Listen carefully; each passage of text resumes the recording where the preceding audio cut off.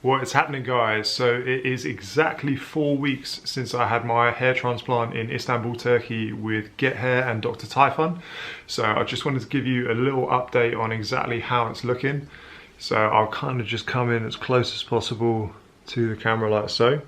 So that is the frontal hairline. So you can still see the outline of the hairline, but obviously it's begun to shed. And then obviously there's just the crown as well. If I just come to the side, you can just see the temple area too. And then likewise, just like so. Donor area, you can see that just around the back there. Healing pretty well. So quite frankly, you wouldn't even notice that I'd actually had the procedure done if you were to look at that quite closely, which is good. There's a couple of tiny little patchy bits just on the left-hand side here, but apart from that, it's basically as it was before. So I wanted to just talk to you, like I said, about how it's all sort of going at this point. I've progressed on to using a baby shampoo. So I'm using Neal's Yard baby and bath shampoo. It's like an organic one. I was advised to use this for 4 weeks after the point where I stopped using the foam shampoo. So I've been using that, like I said, for 2 weeks, and I've got another 2 weeks of that, and then I'm good to go back to a kind of normal shampoo. So for me personally, I was using that Alpecin caffeine one prior to the actual transplant, and I'll probably resume with that afterwards as well.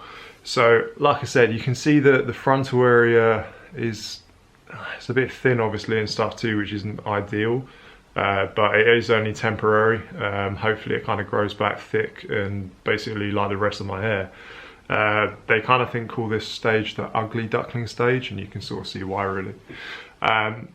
Things of note, nothing major to be perfectly honest with you. So I've noticed maybe that the frontal area here, the skin's gotten a little bit dry and stuff.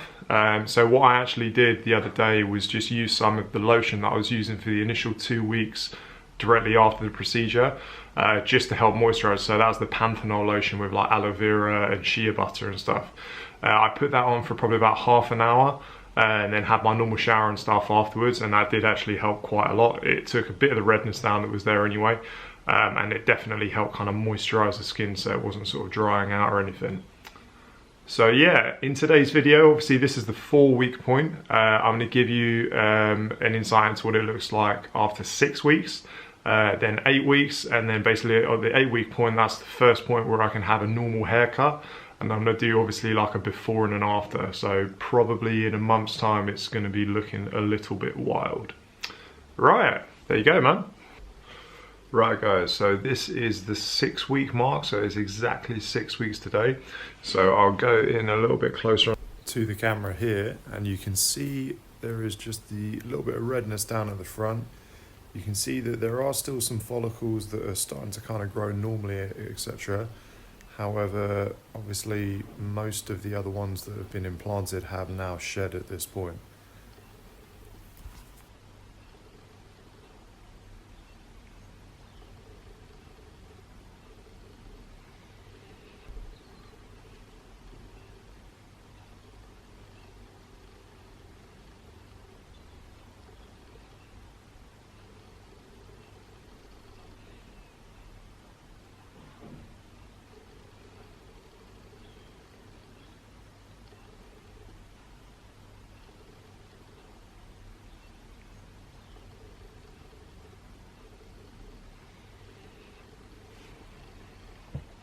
Okay, so there's a few little things that have changed since, like the 4-week period, which was a few weeks ago. I am currently using a few more products basically to try and speed up the growth. So obviously, as you might have known from other videos, that prior to the actual transplant, I was using the Regain Foam. So I'm back using that basically twice a day. Just using it on the crown area, because to be honest, I think that the front area is a little bit red still. And so I don't really want to exacerbate that anymore.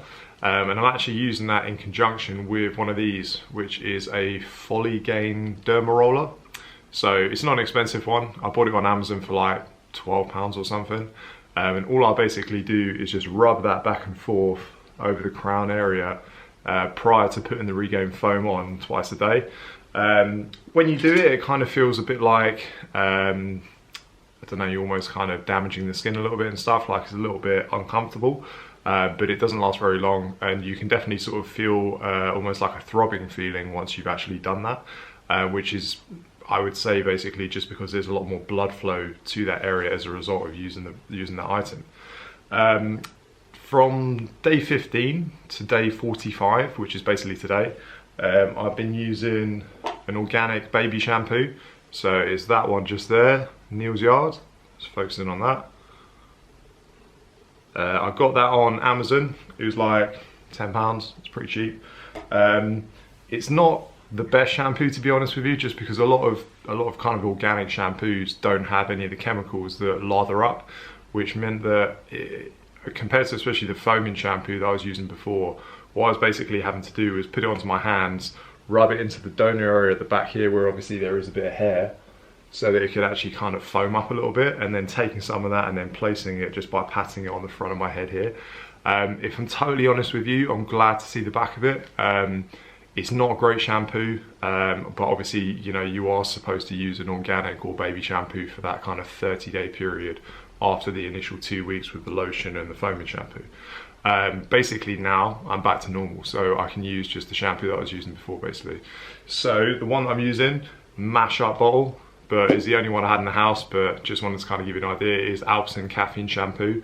That's the normal one. I've used the red one and stuff as well. I might get another bottle of the red one just because apparently that's sort of a little bit more soothing on your scalp, and it sort of helps with like dandruff and stuff like that too, which you will get a little bit of obviously with the after the hair transplant procedure. It's a bit dry on the scalp and stuff. Aside from that, I mean, the growth is obviously coming along, so you can just sort of see the natural pattern of the hairs that obviously weren't transplanted. That's basically the sort of hairline and everything that I had before, even though obviously I had my hair a lot longer, so you couldn't see it quite as much, but like in essence that's exactly kind of how it was. It's not ideal, and to be honest with you, I was like dying to get a haircut, so the other day I was really tempted to kind of go into the barbers and just get the sides and the back done, but they do say that you are supposed to wait like 8 weeks, so I've got another 2 weeks. So as tempting as it was, I thought in the long run, you know, I wouldn't want to cause kind of any sort of damage, and there's obviously a reason that they tell you to wait an extra 2 weeks basically, right? So I'll obviously do a little bit in the video later on where it'll be the 8-week period, so I'll do it before and after then like the first sort of actual haircut I get. It's probably not going to look amazing, but it will definitely sort of tidy it up a little bit and stuff. Aside from that, I mean, obviously you can see the front area of the scalp. It's still a bit red, to be honest with you. Like, we're in quite bright light here, and the redness hasn't gone down that much. I mean, it has gone down a bit definitely, but I'd have thought that maybe by this point it might have kind of gotten a little bit better than that. Even at the crown as well, it's a little bit more red, but I'd say it's more so on the front area where it's staying quite red. Hopefully, obviously, when the hair grows like back thick there and everything like that, that's going to kind of subside, and even if it is a bit red, you won't really be able to see it and stuff. But yeah, I will cut back to the 6-week period, sorry, the 8-week period even, sorry, at the moment. So this is it at 6 weeks. I'll cut back to the 8-week period pre a haircut, and then also I'll show you what it looks like just after I've had it cut too. Right, so it is exactly the 11th of February 2020, and it has been exactly 8 weeks since my hair transplant in Istanbul, Turkey. So you can still see there's a fair bit of redness there. What I've actually realized is that from when I train in the gym, whilst I'm training, the area along the frontal hairline here, obviously I can't really see the crown, but the area along the frontal hairline here does appear to get a lot more red when I'm actually training, and obviously that's just due to additional pressure and stuff like that. So in terms of the type of training obviously I'm doing obviously weight training, so big heavy lifts like squats, deadlifts, bench press, etc, etc. Obviously with those movements a fair bit of pressure is kind of created in your head, right? Because obviously you have to hold your breath, there's like Valsalva movement, all that kind of stuff, right? I'm not certain whether or not that's going to kind of permanently affect that area. I very much hope it doesn't, but I thought it was just something that's worth noting, that, you know, if that's something you do yourself, etc., that it might be something to kind of look out for. That being said, today obviously is the kind of precursor to me getting my first ever haircut. So they obviously can't cut the top really, but they will be cutting the sides and the back, which are obviously the donor area. I'm just going to get what I normally get.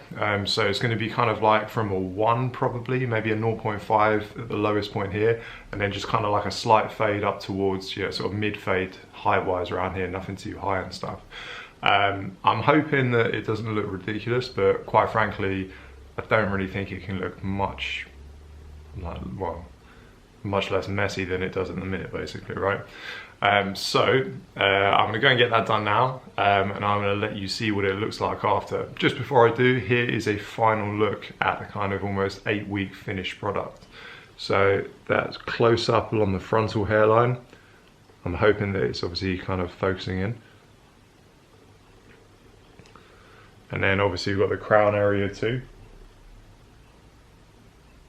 And then donor areas, that's obviously my left hand side. And then we'll go through onto the right.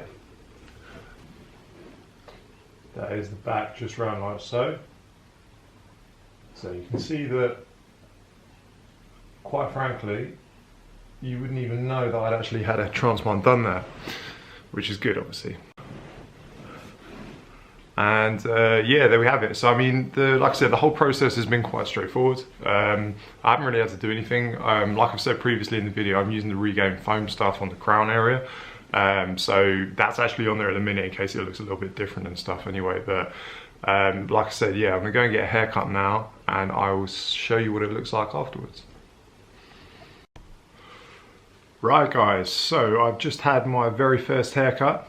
The barber actually was quite impressed with the way that the procedure had been done and stuff. I kind of showed him a few photos, etc. And he was, like I said, he said that, you know, there's very little scarring or anything like that as well, which is very reassuring. So I will just show you exactly what it looks like. So obviously he hasn't touched the top.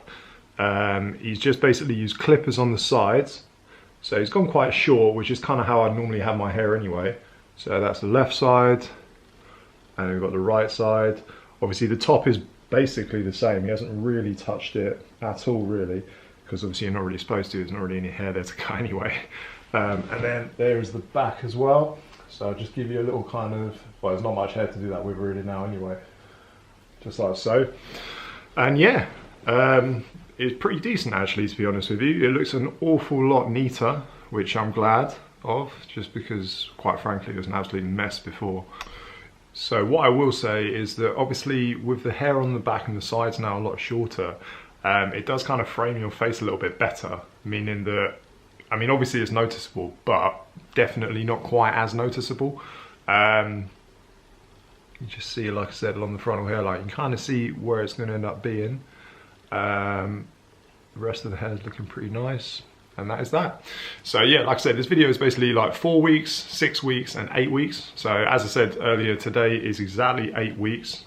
So it's the 11th of Feb. And I would personally say that within that period of time, it's healed very well.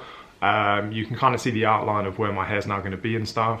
And hopefully it just kind of progresses from here, really. So from this point forward, I will obviously be doing a few other videos. So I'm probably going to do, you know, say 3 months, 5 months, 6 months, that type of thing. All the way probably up to about, say, the 18-month period. They do kind of say that it takes between 12 to 18 months for you to get like the full result from the actual transplant itself. And so, you know, essentially there's no rush. I'm kind of hoping that by maybe about June, it will look a lot better. And it will obviously kind of start to grow properly where it should do and stuff. But there's no rush really, you know. That's the kind of way you need to look at a procedure like this, is that, you know, it's a long-term procedure. You know, once you've had your head shaved initially and had it done, it doesn't look too bad actually. Really the worst part I would personally say is probably from about 3 weeks onwards, just because the top barely grows, but the sides and the back grow quite quickly. And so you end up with this sort of like weird old man haircut, and it doesn't look particularly great. Once you kind of get beyond that point, you know, I'd argue, at least already biased obviously, but you look a fair bit younger once you've had like a proper haircut on the sides and stuff, right? And so yeah, like I said, hopefully for me, I'd say by about June, it should sort of start to take shape and you can kind of see the hairs growing properly and everything. But yeah, I'm personally quite pleased with that at this point in time. Time will tell obviously, but you know, we'll see how it goes. So right, we'll wrap up the video there for today, guys. So if you've got any comments or questions, feel free to leave them in the box below. Subscribe if you want to see a little bit more of obviously what goes on and how my hair progresses over that period of time. And I look forward to seeing you soon.